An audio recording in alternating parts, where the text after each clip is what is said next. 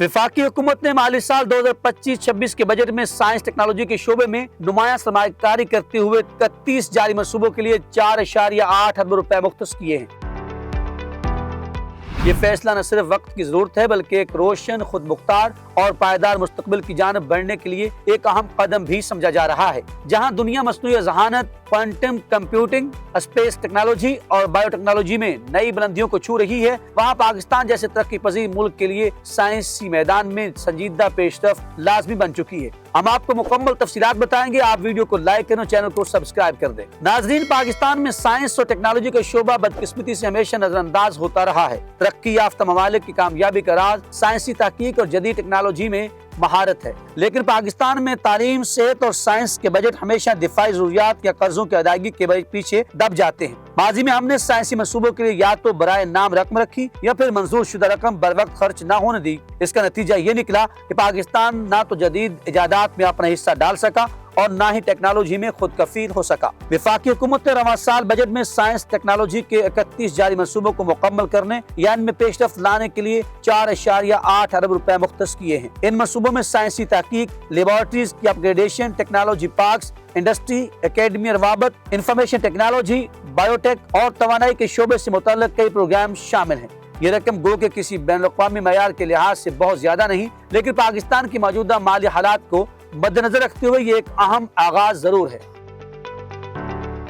खास तौर पर इस वक्त जब हुकूमत बजट में किफायतशारी की पॉलिसी पर गामजन है और हर शोबे में अखराजात महदूद करने की कोशिश हो रही है।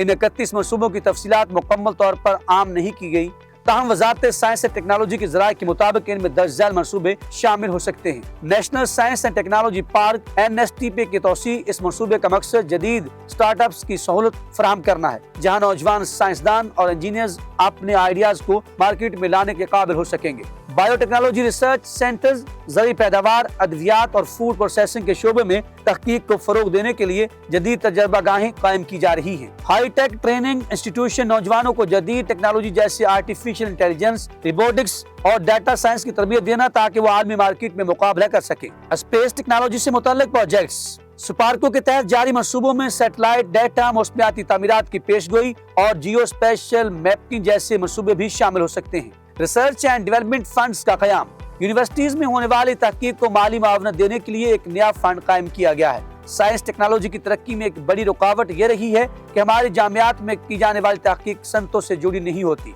इस फर्क को खत्म करने के लिए बजट में टेक्नोलॉजी पार्क्स और इंडस्ट्री एकेडमिया रवाबत पर जोर दिया जा रहा है। अगर ये रवाबत मजबूत हुए तो न सिर्फ नौजवानों को रोजगार के मौके मैसर आएंगे बल्कि मुल्क में मसनूआत के लोकल मैन्युफैक्चरिंग भी मुमकिन हो सकेगी।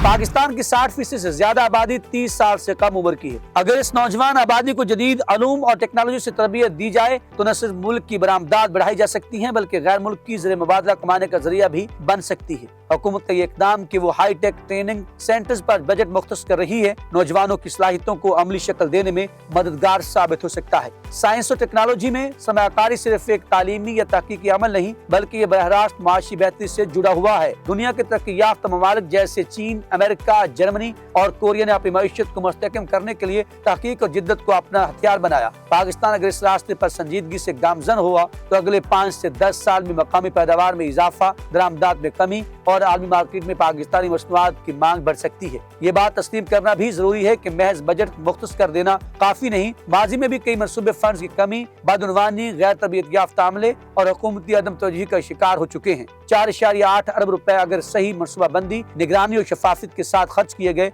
तब ही इसका फायदा हासिल होगा। बसूरत दीगर ये रकम भी इन हजारों अरबों में शामिल हो जाएगी जो कौमी खजाने से निकले मगर अवाम को कोई फायदा न दे सके।